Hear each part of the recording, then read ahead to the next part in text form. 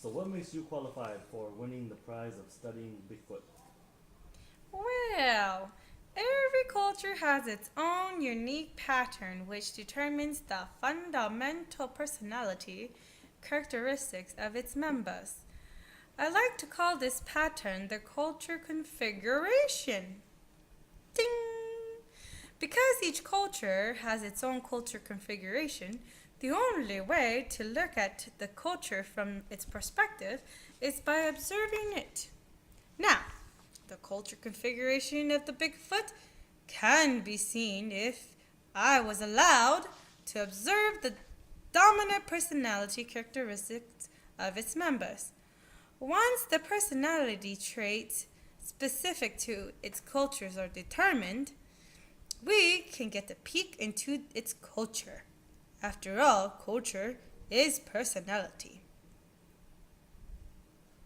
Why is it that the Bigfoot culture, or any culture for that matter, has a particular personality? And how is it passed from generation to generation?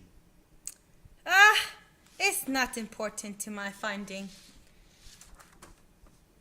Now, I must say, my friend Ruth might have something to say.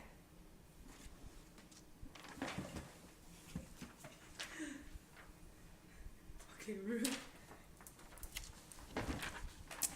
Hello, I'm Ruth. So, my dear lovely mentor here has a point.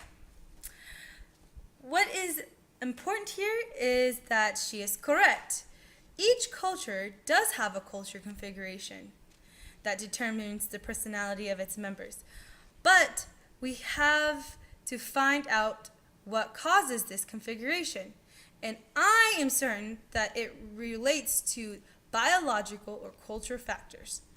If we are able to observe the Bigfoot and their personalities, we can determine which one of these it is. And because the Bigfoot is a primitive civilization, which developed along much different lines than our own, it will be the best conditions for the replication of an experiment to find out the source of configuration. And because we are focusing on this Bigfoot society, which is so much different than our own, it will be much clearer to us as anthropologists.